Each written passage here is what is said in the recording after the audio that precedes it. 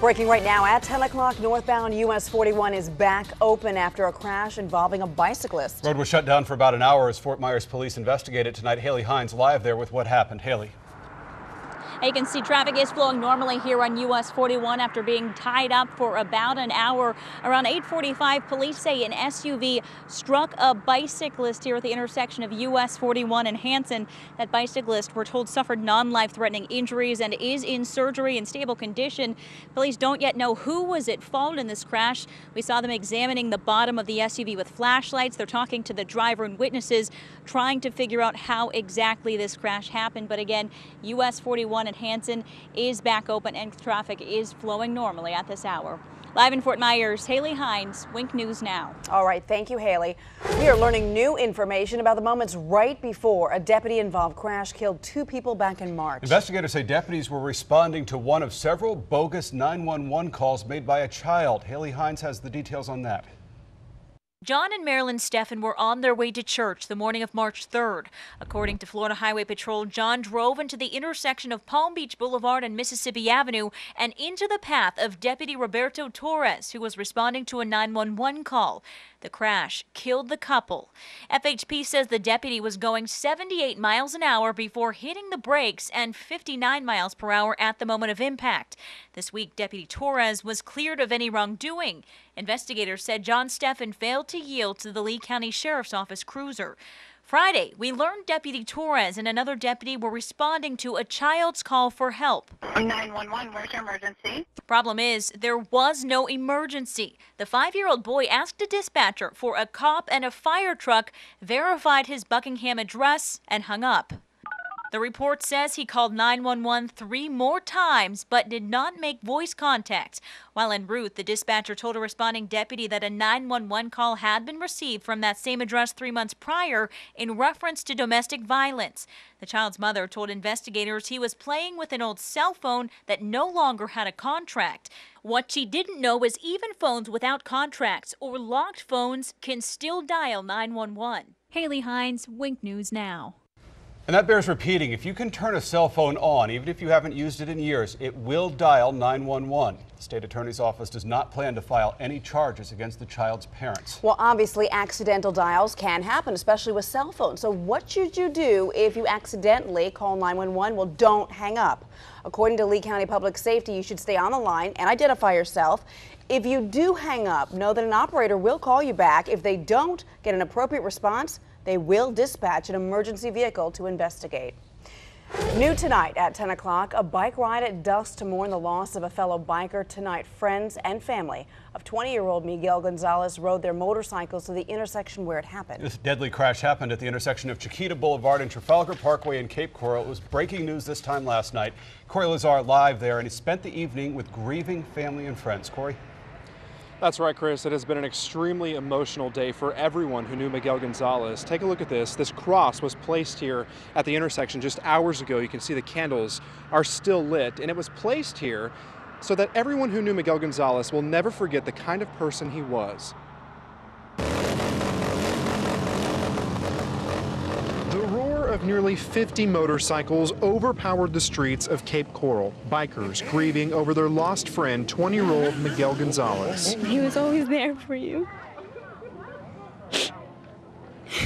And always had your back for everything. Very respectful, loyal, very kind-hearted. Last night, police say Gonzalez smashed into the back of this Nissan Pathfinder as the SUV turned from Chiquita Boulevard onto Trafalgar Parkway.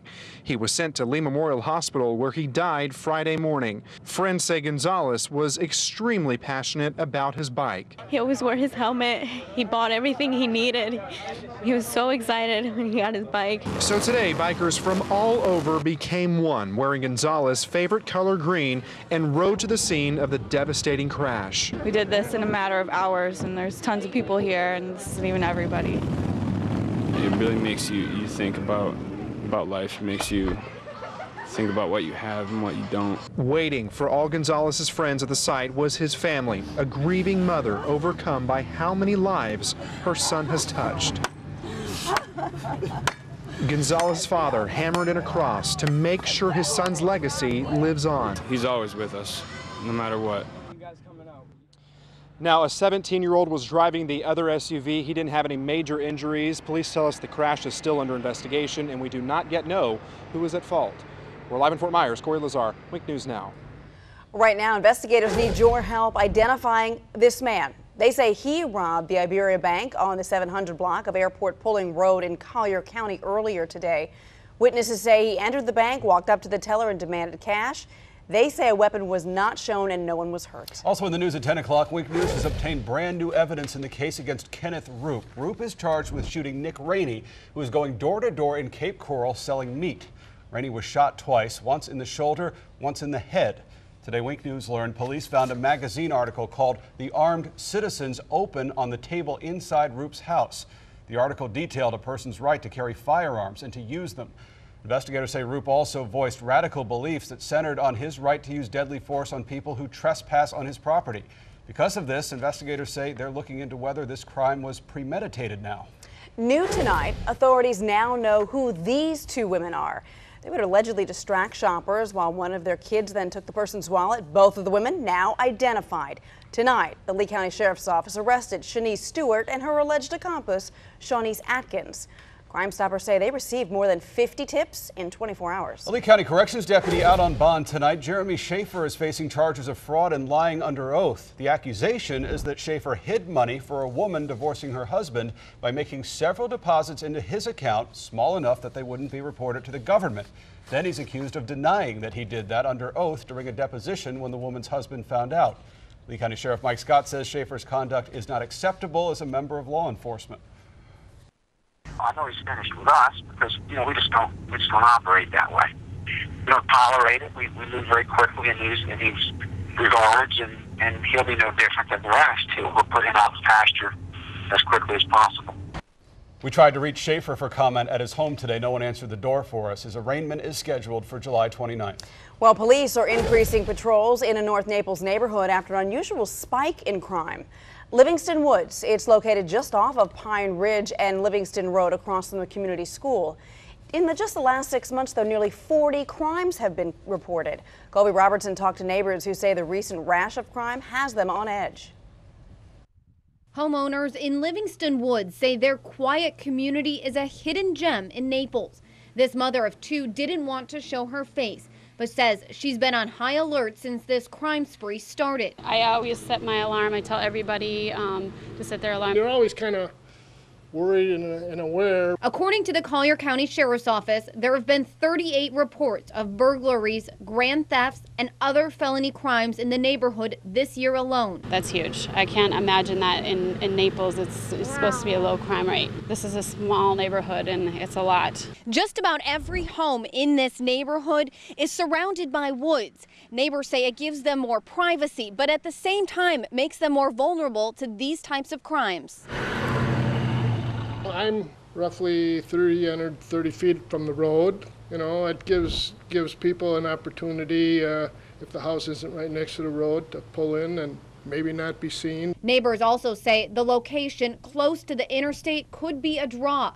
But lately, they're thankful they've seen more police and less break-ins. I've noticed that they have actually really stepped up police presence in this neighborhood, which makes me feel very good knowing that the police they're patrolling a lot more often. But it does make me very nervous that there's been that many burglaries in such a short time. In North Naples, Colby Robertson, Wink News Now. A follow-up tonight on a Wink News investigation. We checked today and people are still parking in a lot downtown in Fort Myers owned by Mayor Randy Henderson, but that we're told will stop in coming weeks. Wink News first told you about this investigation last night. That lot you see right there violates city codes because it's not paved. The city's code enforcement division is sending a notice of violation to Henderson Properties, the mayor's company. Mayor Henderson told Wink News today that after he gets that notice next week, he'll tell people parking in that lot that they have to park somewhere else.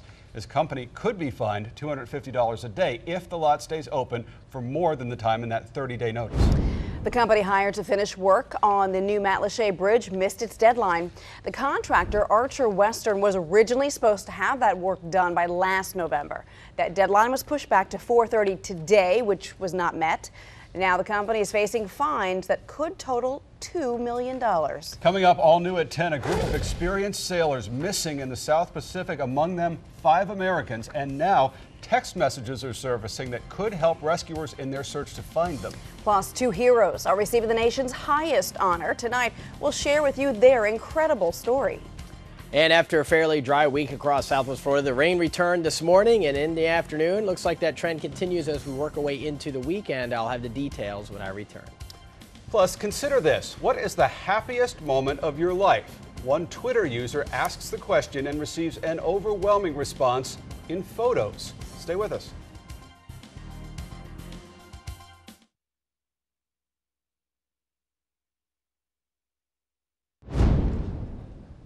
It's your money, and it's being spent as more protesters from across the country come to the state capitol to show support for the Dream Defenders. With more protesters, there's more security, costing the state tens of thousands of dollars. In overtime costs, we're seeing about $47,000 so far. Now that's, we're in the middle of a pay period, so that number could increase or decrease, and these are just estimates. As people stay at the Capitol for the sit-in over the weekend, FDLE says the numbers they released do not include any overtime. They also include some general operating expenses. The Dream Defenders say they understand that overtime is costing the state money, but they ask, is the overtime worth more than a human life? An Ohio Rights Gun Group is showing is showing support for George Zimmerman. The Buckeye Firearms Foundation has sent Zimmerman more than $12,000 following his acquittal of second-degree murder. Now that money was raised for Zimmerman's defense or any other expense that he might have with his family. The organization says one of its main objectives is to defend gun rights around the country. All right, folks, the weekend is here and the rain returned. We had some pretty heavy rain early this morning. Also, a scattering of some showers east of Interstate 75 earlier this evening. Now things a lot quieter. Scattered rain either way in the forecast tomorrow. Then Sunday, slightly drier weather arrives. Isolated rain, which means most of us staying dry. Back to a normal pattern by Monday. All right, Scott, thank you. Florida schools got their report cards today, and many of them saw their grades drop. That was the case as well in Southwest Florida. Collier County went from an A to a B, and Lee and Charlotte counties went from B's to C's. 29 schools in Lee County got A's, 3 got F's. One of those schools, Harns Marsh Middle School in Lehigh Acres, had a failing grade. High school grades haven't come out yet, but you can see the grades for every school in the state that did come out. Just go to winknews.com, click on the Hot Links section. When Hertz relocates its headquarters to Southwest Florida, the company will bring hundreds of new jobs to this area. But tonight we're also learning not as many of their current employees are making that move as originally thought. The fear of finding a job for their trailing spouse is the reason. And some Hertz employees have decided to remain in New Jersey. I find all the time we have a hard time finding technology workers, so any trailing spouse that's involved in any kind of technology could probably find a place to be employed. We need welders, we need teachers, we need healthcare workers. More positions will be open for local residents to apply with the Fortune 500 company. The Bonita Springs Chamber of Commerce is encouraging local businesses also, though, to post the jobs available in the area on their website. For more information on how to look up jobs for both Hertz and just in Southwest Florida in general, visit our website, winknews.com. Look under Hot Links. The Collier County Sheriff's Office is doing something it hasn't done since 2007, hiring people. This weekend, there's a recruitment fair at the Coastland Center Mall to recruit potential new employees. Officials tell Wink News with the economy stabilizing, now is the right time to hire. The agency has more than 230 open positions, but budget restrictions may not allow for all of those positions to be filled. Still ahead tonight at 10 o'clock, Ariel Castro admits to torturing 3 women for a decade in his house of horrors. The details, though, on the plea bargain that spared his life. Plus, more evidence surfacing in the case against former NFL player Aaron Hernandez. This as his former Gator teammate speaks about the accusations against Hernandez. And new at 10, San Diego Mayor Bob Filner says he will undergo therapy after harassing women, but he's not quitting. Those stories and so much more when we return.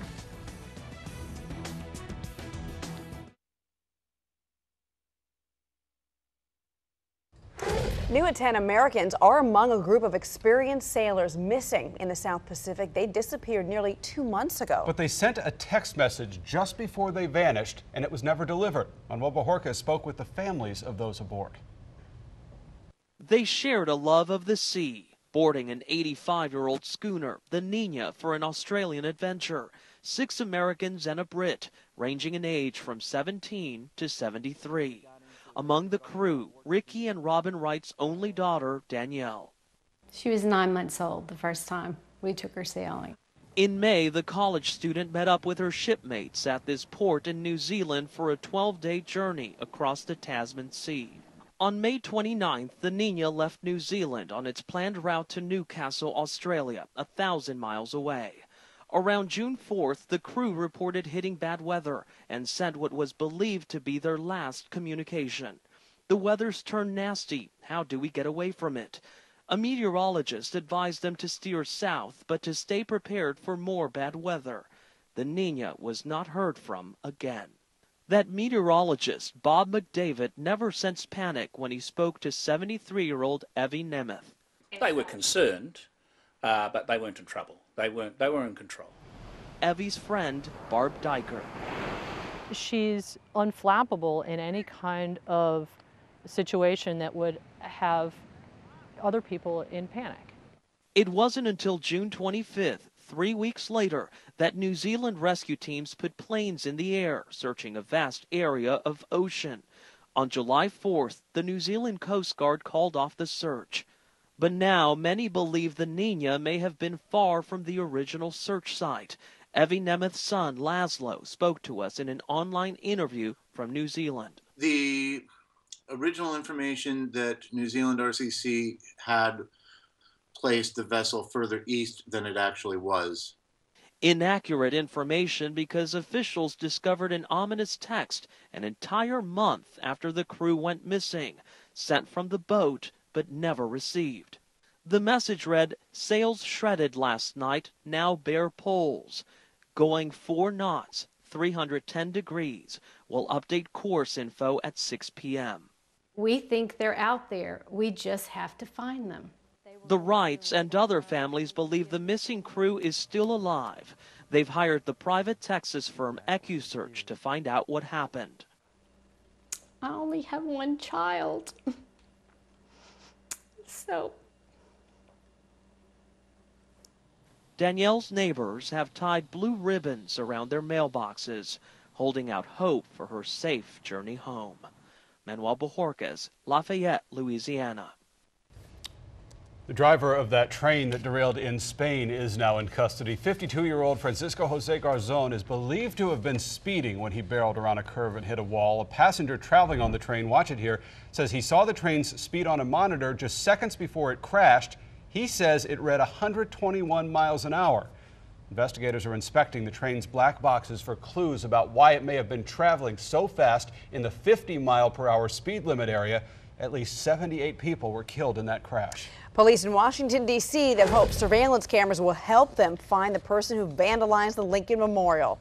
The memorial was closed today while crews scrubbed away the bright green paint that was splashed on Abraham Lincoln's left leg, the tail of his coat, and his chair. Police say they did not find any words, letters, or symbols, though, in this vandalism. New tonight, a former Tiffany & Company executive has pleaded guilty to stealing more than $2 million worth of merchandise from the famous Fifth Avenue jeweler. The former employee entered the plea today in federal court in Manhattan. Items stolen included diamond rings and bracelets. Officials say the jewelry was sold to an international jewelry dealer. Are you fully aware of the terms, and do you consent to that plea agreement? I am fully aware and I do consent to it. Ariel Castro, the accused kidnapper of 3 women in Cleveland, has agreed to a plea deal. Now, under the deal, he avoids the death penalty and gets life in prison without parole, plus 1,000 years. In exchange, Castro pleaded guilty today to those 937 criminal counts against him, including kidnapping, rape, and aggravated assault. He says he still has a hard time understanding some of what he did. There's some things that I have to, I don't comprehend because of my sexual problem throughout my whole years. My addiction to pornography and my sexual problem has really taken a toll on my mind. This man's the worst of the worst. He is the most violent sexual predator that a community can offer. Well, back in May, Castro was arrested for holding 3 Cleveland women captive in his home for a decade. Prosecutors say Castro kidnapped the women as early as back in 2002. There is new evidence tonight in the Aaron Hernandez murder case. Surveillance photos appear to show disturbing images of Hernandez with what appears to be a weapon the night his friend Odin Lloyd was murdered. Susan Candiotti has more on the court-released pictures. Potentially damaging images taken from former New England Patriot Aaron Hernandez's home security system. It's hard to make out in these blurry photocopies, but just before 1 a.m., a few hours before Odin Lloyd is murdered, prosecutors say Hernandez is in his living room, allegedly holding what appears to be a firearm. 2:32 a.m., prosecutors say Hernandez and two other men pick up the victim at his home 30 miles away. About an hour later, Lloyd is shot 5 times execution style. His body is found less than a mile from Hernandez's home. A few minutes later, 3:32 a.m., CNN has obtained this color photo of Hernandez, still wearing a white shirt, back home, allegedly with Carlos Ortiz and Ernest Wallace. A second later, Hernandez is at his basement door. Authorities say the timestamp system is 12 hours off. Court documents state he appears to have a gun in his left hand. The next 3 black and white images immediately follow, with Hernandez still apparently holding a gun. No murder weapon has been found, and Hernandez has pleaded not guilty. His lawyers have not responded to CNN requesting comment, but defended their client on Wednesday. Given the facts of the case as we know them, we're confident that Aaron is going to be exonerated. A law enforcement source tells CNN prosecutors suspect this possible motive. Hernandez was angry about Odin Lloyd discussing an unsolved double murder in Boston with some people connected to the 2 men who were killed. We're also learning that an unidentified witness places Hernandez and a suspected accomplice, Ernest Wallace, at the murder scene the night that Odin Lloyd was killed. That's according to newly released search warrants and police affidavits. The same witness told police he was instructed by Wallace to remove a firearm from a car that Hernandez had rented shortly after the killing. Hernandez is currently behind bars without bail on first-degree murder charges. He has pleaded not guilty. Well, today bail was set at $500,000 cash for Ernest Wallace. He's charged with being an accessory to murder. Police say Wallace witnessed the murder of Odin Lloyd in an industrial park near Hernandez's home. Also today, Hernandez's former teammate Tim Tebow spoke to reporters about the murder allegations. Well, it was heartbreaking and it was sad, and we've been advised, as I'm sure y'all have heard a bunch of times, not to comment on the ongoing legal investigation, and so I'm not going to comment further. But it's just heartbreaking and sad, and all my thoughts and prayers go out to all the families that were involved. Tebow played with Hernandez in college at the University of Florida. Let's take you live right now. Breaking news in Levittown, Pennsylvania, Bucks County, suburban Philadelphia, an apartment complex on fire northeast of Philly. Officials say the crews are making good progress fighting the flames. Obviously, it's not under control yet. No injuries have been reported, but there are lots of flames and smoke. We'll keep our eye on that for you.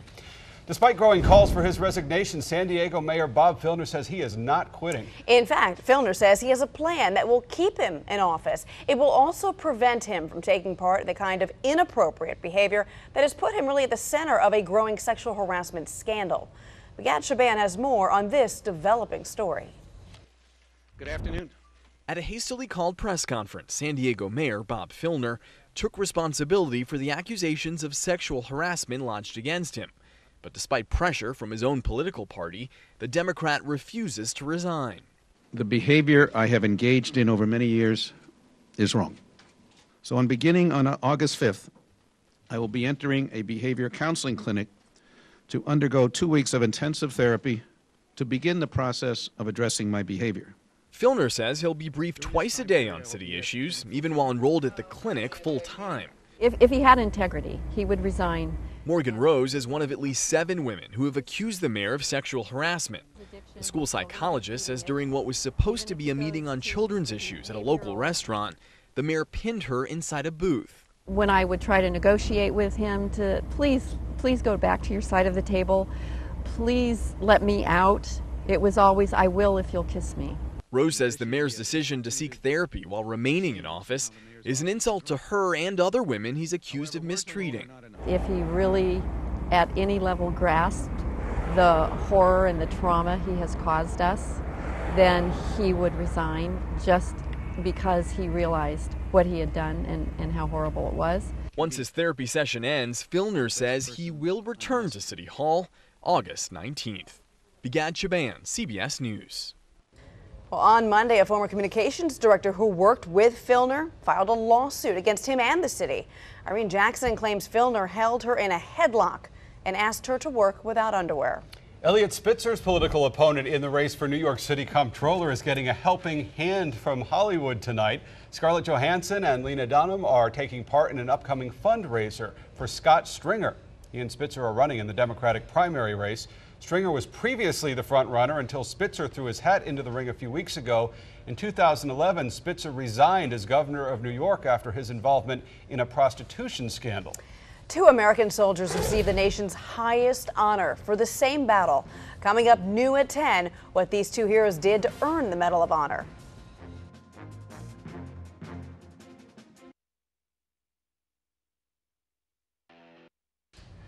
New at 10 tonight, an Army Staff Sergeant will receive the Medal of Honor in August for his actions in Combat Outpost Keating in Afghanistan on October 3rd, 2009. Earlier this year, a former Army Staff Sergeant received the Medal of Honor for his actions that same night. Jake Tapper explains how these 2 men earned our military's highest honor in the same battle. It was a devastating Taliban attack, captured in this insurgent-made video. Launched on an eastern Afghanistan outpost, positioned so poorly it was nearly indefensible.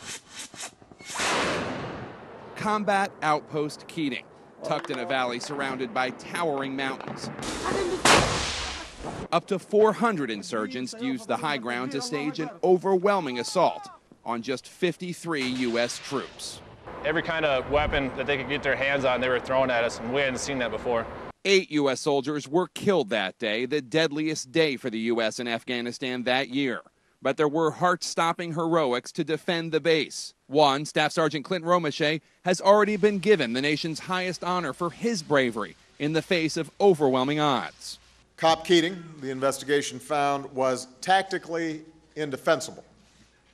But that's what these soldiers were asked to do, defend the indefensible.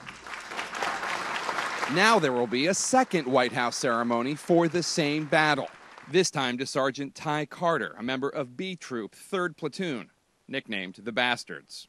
That morning, Carter had been risking his life running ammo to troops when a sniper pinned down him and 4 others in this Humvee. As the picture shows, the roof-mounted weapon was destroyed by an RPG.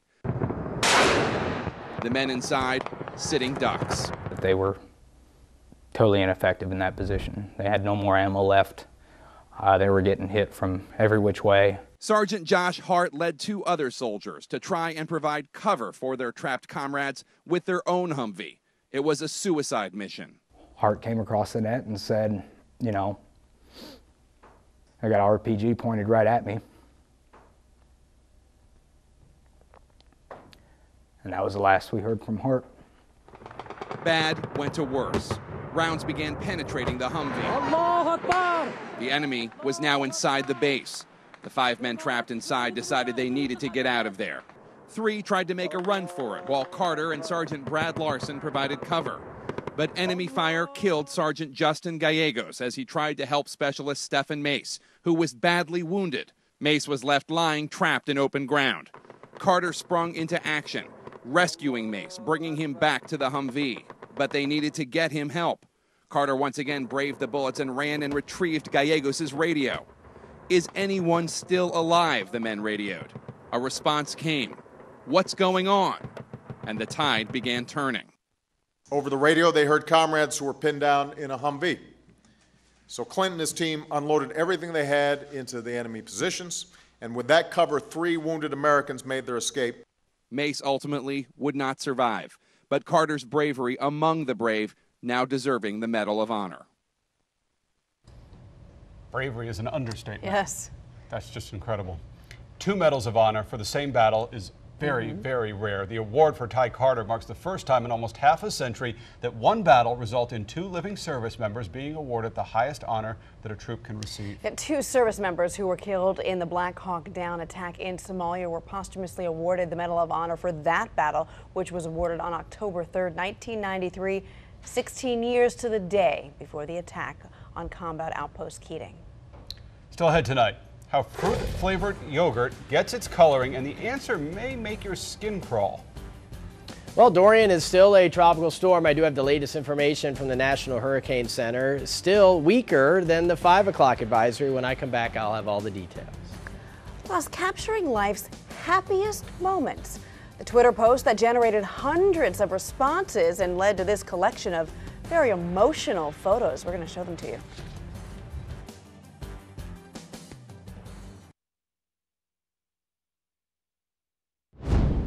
If you've never stopped to think about how the food you eat gets its color, maybe it's time you did. A nonprofit health and consumer watchdog is raising concerns about how some yogurt companies color their products. Elizabeth Cohen reports. What gives this strawberry yogurt its pink color? If you thought berries, would you ever be wrong? It's bugs. These cochineal insects are valued for their vibrant red color when crushed, as demonstrated here by the North Carolina Museum of Natural Sciences. In just seconds, it turns into a brilliant scarlet red dye. Last year, Starbucks said it would stop using the bug dye in products like its strawberries and cream Frappuccino. And now the Center for Science in the Public Interest says Dannon should get it out of its yogurts. A company like Dannon should be coloring its strawberry yogurt with strawberries and not some insect extract. They say Dannon is being deceptive. The average yogurt eater sees the redness and thinks strawberries. There's a picture of a strawberry on the label, not an insect. And the group says dozens of consumers have complained that the bug coloring, called carmine, has caused vomiting, hives, and swelling. In a statement, Dannon said, carmine is a safe FDA-approved vivid red color that many food makers use, including Dannon in some of our products, because it delivers the best color throughout shelf life of the product. And Dannon says if consumers want to avoid the coloring, they can just look at the label. It'll say carmine. It won't say bugs. Elizabeth Cohen, CNN, Atlanta. Well, if you had some trouble sleeping earlier this week, you might blame it on the moon. New research suggests it's harder to fall asleep and stay asleep when the moon is full. I checked with Scott in case you wanted a sleep update. Half moon tonight.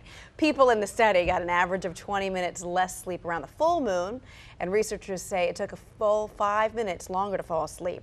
Deep sleep also decreased about 30% compared to sleep during a new moon.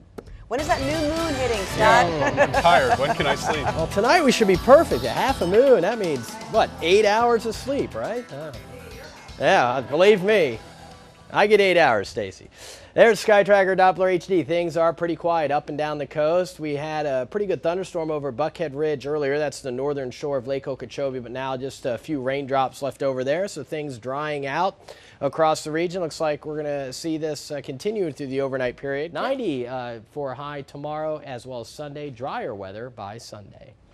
The most enduring images of this week came, of course, from London. The royal baby Prince George with his very happy parents. We all remember our happiest moments, and Wyatt Andrews shows us what happened when one man set out to collect them. 2 weeks ago, Richard Deitch, a writer for Sports Illustrated, was on the social media website Twitter and found this photo of brothers celebrating Yale University's championship in hockey.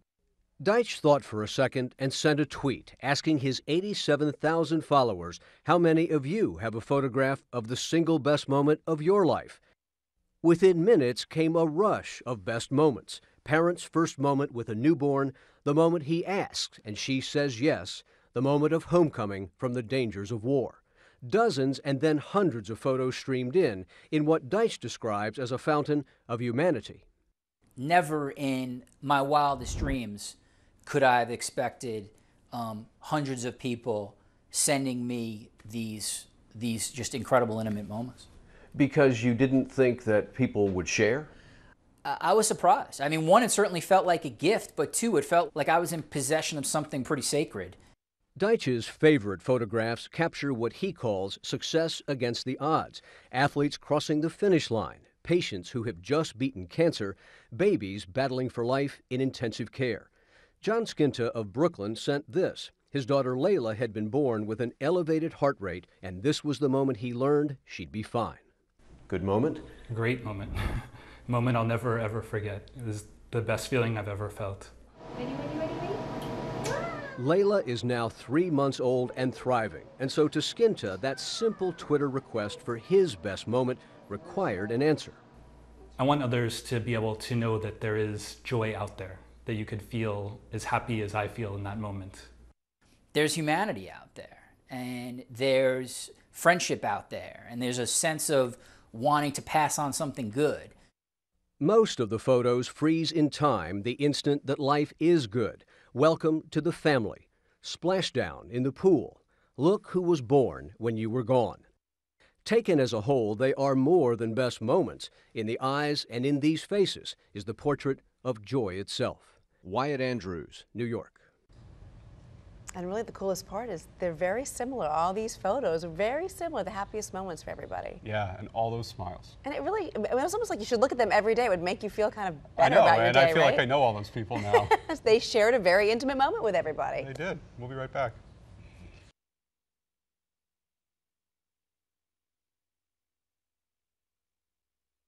If you're getting bored with Starbucks' current coffee collection, now there's an app that can help you find new flavors. The app is called Secret Menu for Starbucks. It costs 99 cents.